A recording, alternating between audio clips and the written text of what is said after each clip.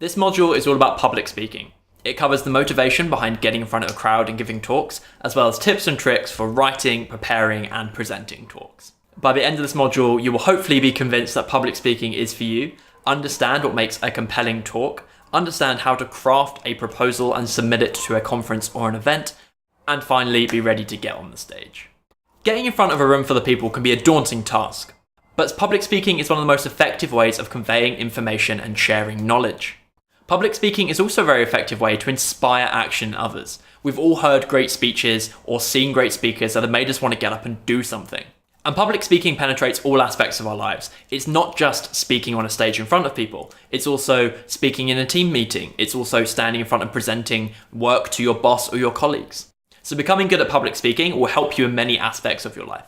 In this module, you're going to hear from Lara Hogan, author of Demystifying Public Speaking and VP of Engineering over at Kickstarter. This talk was presented to the Spring 2017 cohort of campus experts and provides a fantastic coverage of speaking, with everything from tackling your imposter syndrome, to how to craft a good narrative structure, to delivering classy humor, and even how to dress. We hope you enjoy the talk. We'll catch you on the other side. So I'm here to talk about demystifying public speaking. I'm especially excited to talk to this crew because I get to talk to a lot of engineers, designers, and other people at companies where often companies are encouraging them to get out and speak, often for recruiting purposes. So it's a special time for me to be able to talk to you all I'm assuming are hoping to speak for many different other reasons other than just trying to get more people to come work with you on a thing. So I've cherry-picked content for this presentation about the process of writing and practicing and getting feedback on a prepared talk, but there is a ton more information in the book. If you could save all your questions to the end, I'll talk for 20, 25 minutes, and then I'm eager to chat with you about any questions you may have about public speaking. So before we get to that, I wanted to share with you a picture of me giving my first ever big talk. It was to a crew of more than 400 people at a conference in DC, and everything that could have possibly gone wrong, which just absolutely went wrong. A few days before the conference, I took a look at the conference website and realized that they had invited me to speak about performance, but they had strangely booked me a keynote slot, and a keynote slot is super different than an opportunity to go talk about a very technical subject like performance. So I kind of had to very quickly revamp what it was that I wanted to talk about in a very short amount of time. And then when I was standing next to the stage, getting ready to go on, I was listening to them introduce me. Joe gave me a very nice introduction. Thank you. That was exactly about who I actually am. But while I was sitting there at the conference, the folks introducing me definitely had invited the wrong person to come speak, meaning they thought that I was someone else. So this whole time as I'm watching them introduce whoever it was that they thought that they were that they actually invited to come and speak at performance, it was a nightmare of realizing, oh no, I'm literally an imposter here. It's look at my face. I was in so much pain during this whole experience. They forgot to turn on the lights. You can barely see my slides behind me. No one could read them. During Q&A, someone asked a question that I thought was a joke about gifts, but they weren't joking, and I laughed at them anyway. It was a tremendous nightmare and horror story. But that wasn't the end, right? I kept going. I made it through that talk, and I went on to keep on improving it and trying to get better at public speaking. So at this point, I've had the privilege of giving lots of talks now, and I've learned a lot about what it feels like to get up in a spotlight and to try to say some prepared words to some people. But public speaking, as we all know, isn't just about conference talks, right? It's about any moment when you have that spotlight on you and you have to say some words to someone. So these skills that I'm utilizing to not fall on my face, I'm standing in my kitchen right now while I'm talking to you, they're really valuable when I'm leading a meeting at work, or when my boss asks me to talk about what projects are on my team's plate, or when I'm pitching a technical implementation in an architecture review. So there are lots of different places in our daily lives when we have the spotlight on us, and we have to think about some words that we want to say and hopefully make it through that moment without puking or being reduced to a fit of nervous giggles. You do these things already, right? They're a big part of our work, of our studies, of everything. I want you to take a moment and think about what circumstances you already have in your daily work life and school life when there's a spotlight on you. You need to say something coherent. But most of us get nervous when we're in that spotlight. I'm going to guess that the majority of people on this call get a little bit anxious when we think about public speaking, right? That includes me. There's this famous study that found that public speaking is our #1 fear, more than heights or spiders or death. So when I was doing research on this book topic, I put a survey out onto Twitter and I asked folks what in particular makes them fear public speaking. The spectrum of responses was huge. So my particular public speaking fear is tripping and falling when that spotlight's on me, which is why we're doing remote calls like this really helped me reduce that fear. But now I know that my fear is not what everybody fears about public speaking. So I'm going to read out some of the fears that people shared, and I want to see if any of this resonates with you. So there was a group of fears that had to do with voice or appearance of the speaker. So people said, I'm afraid of hearing the sound or pitch of my own voice. I'm afraid of my heart racing and therefore getting out of breath quicker or getting tongue-tied. I'm afraid of people judging whether I'm dressed appropriately. I'm afraid of being judged for being fat, not on what I'm saying. I'm afraid of needing to pee while I'm talking. A lot of people had fears about being wrong. So someone said, I'm afraid of elegantly explaining something that is actually wrong. I'm afraid of showing that I'm ignorant about something that I thought I was knowledgeable about. Or someone said, I'm afraid of getting a question I can't even begin to answer. And there's a whole group of being judged, right? So I'm afraid of not being impressive enough. I'm afraid that everything I say becomes... Is that music coming from somewhere?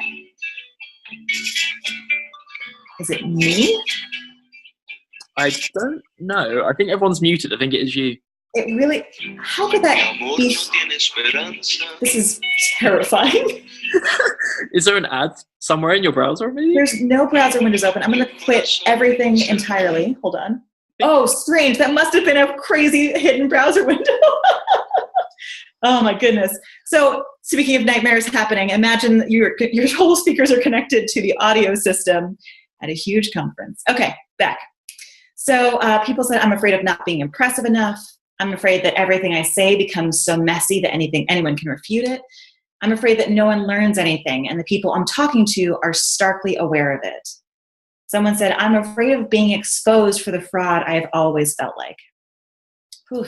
But each of us still forge through these fears every day. It's important for us to get good at sharing our knowledge with others and being able to talk about the work that we do. It's important for us to know how to help someone understanding something new or to be inspired or motivated to do something different. It helps us in our daily lives, and it helps us get new jobs, and it helps us do better work. So my goal today is to help you reduce those fears for any spotlight, whether it's being on a physical stage or talking to your team or just having a really important one-on-one conversation. So for this talk, I've cherry-picked a few tactics that are relevant for any of those different speaking settings. And we're going to talk about finding the right words to say and how to practice them. We're going to spend a lot of time talking about feedback because it's crucial not just for the spotlight moments. We'll cover a little bit about prep, and then we'll talk about how to celebrate giving the talk. All right, so what do you want to say? This is the section for people who, when they thought about their fears, figured out that they were afraid of not getting their points across or being boring or rambling. So creating a solid structure for your content is the best way to guide your audience through your topic. Structure helps you set expectations for what's next, helps strengthens your arguments, and help keeps folks more engaged. It also gives you a foothold if you lose a train of thought or if a browser window starts playing music in the background and you need to catch up with yourself really quickly. All right, so when we get nervous, we often try to jump right into what it is that we're trying to communicate. But it's important to set expectations at the top. Why are you there in that spotlight? So even before you jump into your narrative structure, your thesis, make sure it's clear to the folks in the room. What are you going to cover? Why is this important to you or to them? What do you hope that they're going to walk away with? So by setting expectations up front, your audience, no matter how big or small, will be primed for what you're going to say. You will open their ears and their brain and make it even easier for your information to land. So by the way, you'll start noticing me doing the things I'm talking about in the presentation. I can't tell you how nerve-wracking it is to be talking about public speaking while trying to be looking good at public speaking. All right, so give yourself some structure. This could look like telling a story to get your point across, or this could look like a thesis statement followed by a supporting argument. So once you have the main nugget you'd like to communicate, think about what you'll need to back it up and help make it land. So when I've got a prepared thing to say and more than like 10 minutes to cover it in, this is the structure that I like to use. This works for moments like explaining a decision to your team or defending your choices about something or giving a talk like this one. So I'll start with a landscape. So here's what exists. Then I'll provide some analysis. So here's what I see about that landscape. Then my problem statement. So at the core is this issue. Here's some options. Here's what we can do. I like to provide a lot of terrible options in that list because I want to really emphasize, here's a solution, here's the best option, and here's how it works. Then why you should believe me as I'm giving you this story, and then the bigger idea. So why should this concept matter to my audience, even if it's irrelevant to their particular work? So take a second. Where do you think we are in this narrative structure? We're like here, but also kind of here. So you'll see that we'll weave back and forth through this. I've built this talk so that it resonates with people struggling with different kinds of fears and also different kinds of spotlights. So once I determined that my point was that we all can and should be able to use our fears about public speaking to level up our game, I workshopped a narrative structure to support it. So once I had that basic structure nailed down, I iterated on that narrative to make sure it wasn't just like a dry list of information, because just saying words at you doesn't mean it's going to land, right? Like you could list your work for your boss, your professor when you ask for something, or just email a design to your client and hope that they like get why it's the right direction, but you know better. It takes some extra magic to help your audience really hear you or believe you. So let's talk through the stuff we can do to level up our content to make sure it's not just informational, but that it has that chance of landing. So you may think it's smart to tell a joke. Firstly, jokes are terrifying. Don't feel like you have to be funny, be yourself. But in the drier parts of any talk I'm giving, I'll see what I can incorporate to spice things up. So in this picture, I'm telling a story of a time when I didn't document an icon web font well, and it caused maybe the most hilarious bug in Etsy history, that Horsehead showed up in star ratings for our users. So I didn't need to tell that story on stage. It wasn't entirely relevant to my talk about how to make websites fast, but my talk was really dry in the part about web fonts. And I knew that I would lose some people from boredom. So I was able to put web font tactics on pause for a minute to tell the story, which kept people laughing and engaged throughout the end of the talk. And the best part is I laughed on stage when I told the story. It was authentic. It was like really ridiculous. And I think it really helped that I was grinning and laughing on stage. I do this throughout my spotlight moments. It can be subtle and secret, like adding a post-it note to your laptop when you open it up with a message from your partner, or a picture of something that makes you smile. Or it could be woven into your narrative structure, like my story about that horse head, or these pictures of sloths. I can't help but grin when I see this sloth named Buttercup. I'm a better speaker when there's something in my talk that makes me feel really good, and that means my message lands a lot better with my audience too. But it is really important to not distract your audience. So when I told that story about horses, or when I incorporated Buttercup, I was able to weave it in a way that mostly made sense. I ensured it wasn't a distraction of folks, and it didn't feel like I was going off tangent. Unfortunately, when we incorporate humor or imagery like internet memes, we open ourselves up to alienating folks. I'm going to bet that we've all been in that meeting when someone used an inappropriate image to make their point without realizing how distracting that might be for those in the room. So if you choose to make a joke or to use some imagery as part of your spotlight moment, triple check that it's not going to accidentally offend or distract somebody. The last thing you want is the person who's listening to you to be caught off guard or triggered. And when I'm using imagery, I want to make sure that this imagery is as inclusive as possible. So I want to use quotes and pictures from a diverse set of humans and animals, because I think it's the responsibility of the person with that soapbox who's in that leadership position to use that spotlight for good. So think about what clothing would get you in the mindset for that moment. What would make you feel like a superhero? What would make you feel the most strongest, most secure, and most grounded while in that spotlight? What I wear in that spotlight tends to make me feel like a slightly dressier version of myself. It'll hold up to whatever the stage lights are, and if I have to wear a battery pack, it'll hold up to the weight of that. It usually doesn't make too much sound when I move. It'll hide my flop sweat. I try to look like I'm taking the event seriously. And the most important thing for my own fears, I want to make sure I'm wearing shoes that I'm probably not going to trip and fall in. All right, so practicing and getting feedback. This is my number one recommended trick to get better at public speaking. Practice what you want to say in front of a small, chosen group of people and help them give you better, actionable feedback to help you level up your game. So doing this work of practicing your words and your body language and soliciting feedback on it from that trusted group will help us all be stronger at this. Though you may not have a lot of reason to practice this particular bit in your day-to-day work, I wanted to really go into detail on the feedback bits because giving and receiving feedback is a key part of our roles in humanity, but we're mostly terrible at it. So humans, by and large, are terrible at giving feedback. We're also really bad at preparing ourselves to receive feedback. This is true no matter the situation. Hearing that we do something at home that drives our partner crazy, or our coworker, or our boss. And most of us are paralyzed by the fear of having these awkward conversations. We actively avoid asking for feedback because it's just so painful sometimes. Or we'll go out of our way to give non-specific, general feedback, sometimes via what some like to call compliment sandwiches, where you sandwich some constructive criticism in between two compliments in the hopes it'll soften the blow. So like, hey, you look great. You really screwed up that thing on Friday, but you're really smart. Like, that's a terrible compliment sandwich. Avoid that at all costs. So in the next section, I want to help encourage you to overcome your fear of asking for feedback and help people give you specific, actionable, and truly helpful feedback. So I'm going to keep on using the example of getting feedback on some prepared words to ground us in specifics, but I'm hopeful that this is going to help you in any circumstance you encounter in life. All right, so first pick your feedback crew. Draw from your coworkers, your friends, and your other peers. I like to limit it to 3 or 4 people, at least at first. It's helpful if they're people that you already know are good at giving feedback, or folks who share similar context, like someone who knows your team, or your client, or your boss, or whoever you want to say these words to. Don't just pick people who you know are going to speak highly of you, though, because we want to learn how to get better, and these people you need to give your trustworthy and honest opinions back to you. So the obvious choice for getting feedback is in person, right? But if practicing in front of people is less than comfortable, but you'd like feedback on narrative or word choice or some other non-body language stuff, consider recording a dry run privately and then asking for asynchronous feedback from your crew.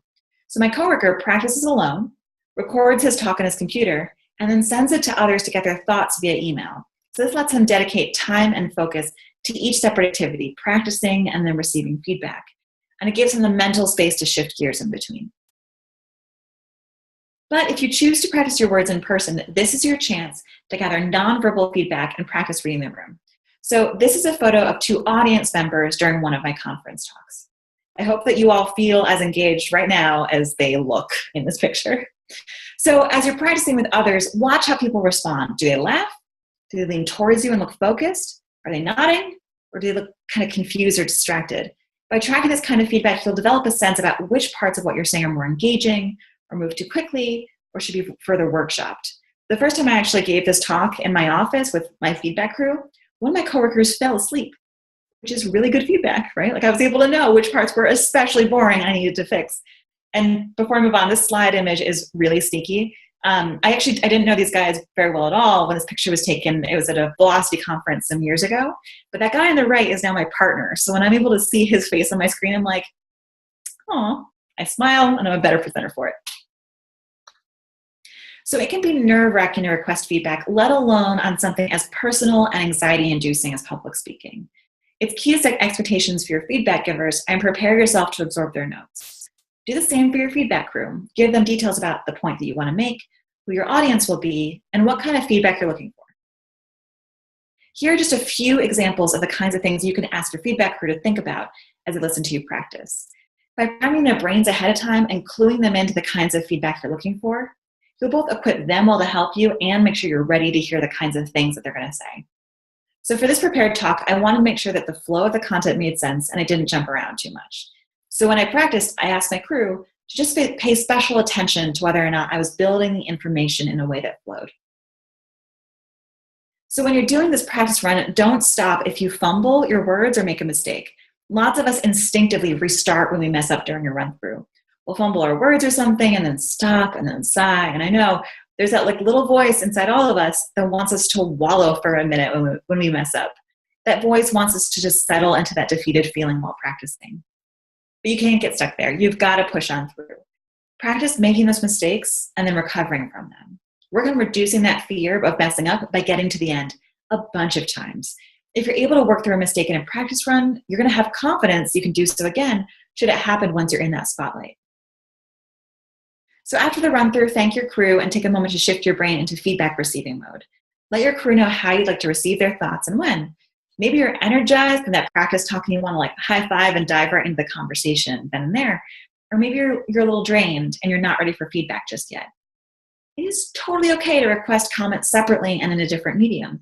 You can ask people to email you or talk about it over coffee later. You can even create an anonymous form for folks to fill out. Whatever makes you feel comfortable and thus more receptive to their feedback. Remember, we're working on reducing that fear and your feedback crew is going to want to help and support you. So have you ever had someone tell you you did a good job? Feels good for like a minute. But then you might wonder, like, wait, what about that was good? What should I keep doing? Is there anything I could do even better? What we crave is feedback that will help us grow, something to help make our message land, or for us to have more of an impact, or to know specifically what it is that people value. So let's talk about how to get that kind of feedback from folks. A company called Life Labs developed a way to think about feedback that uses suits of cards. So we've got general feedback and specific and actionable feedback. We've got positive feedback, and we've got negative or constructive feedback. So hearts is feedback that's positive, but not specific. Like, I really liked your talk. It's a very nice heart. But diamonds takes that feedback and makes it specific or actionable. So I thought your talk was funny, especially that joke about Buttercup, but held my attention. That's a solid diamond. Clubs, it's feedback that's negative, but not specific or constructive. So someone might say, like, I thought your talk was boring. Spades includes feedback that's negative, but still gives specific suggestions. So my mind started to wander when you described the technical changes. Can you include more screenshots or other visuals to help keep the audience's attention? That's a super good spade. It's great shorthand for getting the kind of feedback you like. Explain these to your crew, and then ask them for diamonds or spades. Part of what makes diamond and spade feedback so valuable is that focus on the actionable item. It gives you something specific to respond to. If your feedback crew is sharing more hearts or clubs, ask open questions to turn their feedback towards the concrete. So for example, can you help me understand why I should include a code sample? Or what specifically about that felt boring? Or how can I make this more powerful? I spoke at a sixth grade career day in New Jersey, and I got this feedback from sixth grader, which was Ms. Hogan was really fun and cool, which is a very nice heart. I would have loved to ask that sixth grader specifically, what about me was really fun and cool? I really want to know. So there's a chance that your public speaking moment will involve responding to surprise questions. Your boss, your client, your teammates, whoever you're talking to, they may have follow-up questions. How scary is this? We've spent so much time preparing our words, and now we have to improvise. But don't worry, we can prepare for this too. So in that survey I talked about earlier, people said that they were afraid that they're not going to understand the questions, or that someone will point out a hole in their premise that they entirely overlooked, or they're afraid of being belittled because someone knows or thinks they know more about the speaker than they do on their topic. Have you ever attended a talk and actively rooted against the speaker? Probably not, unless you're a total sociopath, right? Like, how have you felt when you watched a speaker get tongue-tied or get asked a tough question or lose their train of thought? It's painful to watch because as humans, we have empathy. We for sure don't want that person who's in that spotlight to feel bad or to worry. If you've seen a presenter slip up, then you also know how great it feels to watch that speaker make a comeback and regain their composure, charging on to deliver their content. So remember, your feedback crew is here to help you, and so is your soon-to-be real audience. A major breakthrough for me as an engineering leader was when I realized I could say, I don't know, out loud, and it could go extremely well. No matter how deep of an expert you are on a topic, there will always be questions that you're unprepared to answer. And frankly, whether it's an audience like this or an audience of your coworkers, saying out loud, I don't know, is so much better than attempting to make up an answer. And there are many ways to say I don't know in a positive and encouraging way. I'll practice. Oh, actually, I don't know the answer to that question. I will look it up right after this and get back to you. Or, oh, that's interesting. I haven't thought about that before. Who else could we ask to get an answer to that question? Or in like a conference setting or a major talk setting, I will sometimes straight up ask the rest of the audience, if you know the answer to this question, could you raise your hand? Okay, you should go talk to that person after this is done. And if you're speaking to a larger audience like this one, remember that the goal of answering questions is not to make everyone happy, nor is it to teach material that's irrelevant to your point. For the most part, you are the person who is in charge whenever you're in the spotlight.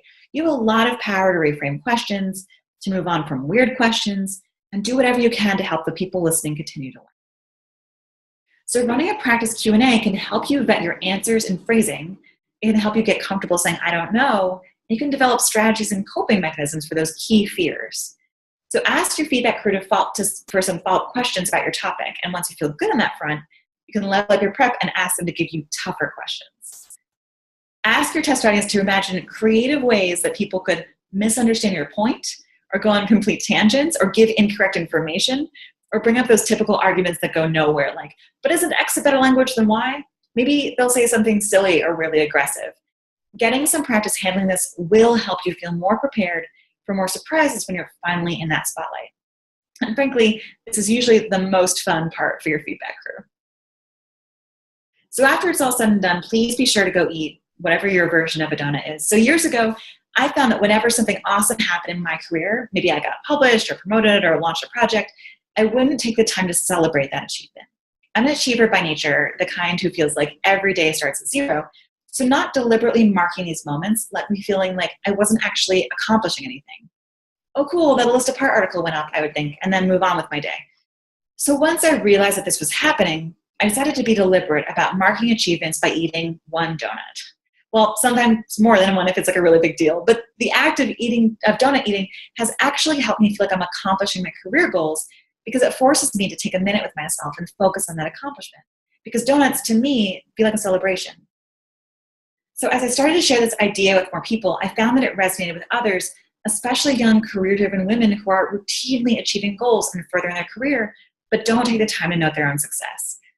So please find out what your version of a donut is. Make sure that you are acknowledging to yourself the huge accomplishment of saying some prepared words under a spotlight. It is a really big deal, and you should be sure to celebrate it. So after you say the thing you want to say, and maybe you've answered some questions, maybe you've had your donut, it's important to gather some feedback, even if it's just from your own gut, to see what you can improve for next time. Because this won't be the last time that you say some prepared words to some people. As Raquel Velez says, talks don't define you, you define you. Talks come and go, but every single one will make you a better you. We're here now. Right, so what we need is like a spectrum of voices. Why do I care? Why am I traveling all over trying to share this stuff with people? I believe, and I think that you all believe, that we do need that spectrum of voices, whether it's in a product brainstorming session and you see a brand new point of view, or a team code review where you learn a new technique that someone implemented. If you're a member of an underrepresented community, please know that I wrote the book on this stuff for you. It's built to help you get up on a metaphoric or literal stage and help you do this, to help keep you safe and to help you to learn and grow and share with your boss or other higher-ups, with your team, or with your community. If you're not a member of an underrepresented community in this industry, please help those who are get access to this information. We need diverse voices. We want to learn from their work and their insight, and we need that broader spectrum of voices to help us move forward as an industry. So please use these tactics to help those future leaders find that spotlight. You're definitely rooting for you. All right, that's it. I think it's time for questions. Welcome back. I hope you enjoyed Lara's talk. Now that you've heard a little bit about how, why, and where you should speak, it's time to start writing and craft a compelling talk. The exercise for this module is to create a proposal for a talk. Usually when we talk about places that accept talks from external speakers, such as meetups and conferences, we talk about a CFP. CFP is a bit of an old school term brought over from academia that stands for call for papers or call for proposals. Although this term does commonly mean call for papers, don't worry, there's no thesis involved in submitting a talk to a conference or a meetup. But what a CFP means for a tech audience is a process whereby you submit your proposal for a review by the organisers or a review panel. This process allows the organisers to make an informed decision around what the best content is for their audience. Often during a CFP, the organisers won't ask for the full talk or the full slides. They'll only ask for a proposal. So having a good, strong proposal is the first step in getting accepted to a meetup or a conference. Even if you're not planning to deliver this talk at an external event, being able to write a proposal is a really useful exercise. When you write a proposal, you have to articulate clearly the value of your talk to the audience you're delivering it to. So if you're writing a proposal about a talk that you're preparing and you can't articulate that value, chances are this talk's not going to work. However, on the flip side, if you've got a talk in your mind and you find that in a couple of paragraphs, you can convince yourself that this is a valuable talk, chances are it's going to work and you should go ahead and finish that talk. And having that proposal written is a really useful tool even if you're just speaking on campus. It enables you to describe your talk to your peers and others, or advertise on social media or websites. So the first thing in your mind is probably, but what do I talk about? One of my favourite pieces of advice on generating talk content comes from Sandy Metz. Sandy is a programmer, an author, and a prolific public speaker, and on episode 225 of the Changelog, she spoke a little bit about her process of generating talks. I think the really interesting thing that she said was to think about you of a year ago. You should give the talk that yourself of a year ago would have been desperate to hear. Think about what you've learned, the experiences you've been through, how you overcome the challenges that you were facing a year ago, and deliver that talk. And this is really powerful advice. One thing that binds us all when we're learning about tech or learning about other topics is we have to start somewhere, and eventually we progress through a path to knowing about that thing. If you pick 2 points along that journey, along the journey of knowing nothing to knowing something, and you pick any 2 points along it, chances are someone else is going to be moving through those exact same 2 points. So if you talk about that journey, your talk is going to be relevant to someone somewhere. So think about that for a little while. Think about your journey and what you could speak about that the you of a year ago would have been desperate to hear. And once you've done that, how do we actually go about turning that into a proposal? How do we turn that into 2 paragraphs of gold that any review committee will be desperate to put in their conference? When it comes to writing proposals, I want to share some advice from fellow GitHubber Katrina Owen. Katrina is a really prolific public speaker. She's given some fantastic talks at well-known international conferences. One of the things that makes Katrina's talks really special is she crafts a story with the code she's talking about. And part of crafting a story is being able to put the audience in the shoes of the protagonist. And that forms the core of Katrina's proposal advice. The 3 steps of Katrina's proposal advice are put your audience first, know the stakes, and work towards a solution. So what do each of those mean? Put your audience first. Katrina's advice here is to identify who can benefit most from your story. Even if it's a first-person experience, tell it to the audience in a way that helps them connect with it. Make them feel like they're a part of the information you're sharing by relaying it to similar experiences they may have, or connecting the dots with how they can use the information that you're sharing with them. Part 2 is set the stakes. Establish the problem you're addressing and why people should care. Establishing the problem is separate from the solution. No matter how creative your solution is, people can't care about a solution unless they're convinced that the problem is a real one and actively impacts and affects them. You can help your audience care about the solution by setting up the problem in a way that relates to their similar experiences and makes it relevant to them. Part 3 is work towards a solution. After your audience understands the problem, walk them towards the solution and understanding how your approach to it is novel. It's okay if you don't have it all figured out. The important thing here is to make your advice actionable and again relevant to their experiences. You want the solution to be helpful to some problem that they're facing. You can read all of Katrina's advice in the README below, where she also links to an excellent blog post by Sarah May on what makes a good conference proposal. So now that you know what makes a great proposal, and we've spoken a little bit about how to come up with talk topics, go ahead and find the exercise in the exercises folder and complete that. If you're not sure how to submit the exercise, you can find instructions in the README below. Remember, as always, to apply the correct labels. If you're really struggling with thinking of talk topics, don't worry, you're not alone. This is one of the most common problems that all of us face, and we'll be running weekly webinars on how to come up with talk topics. You can find those in the README below. Thank you for participating in the public speaking module. I hope to see you on a stage somewhere soon.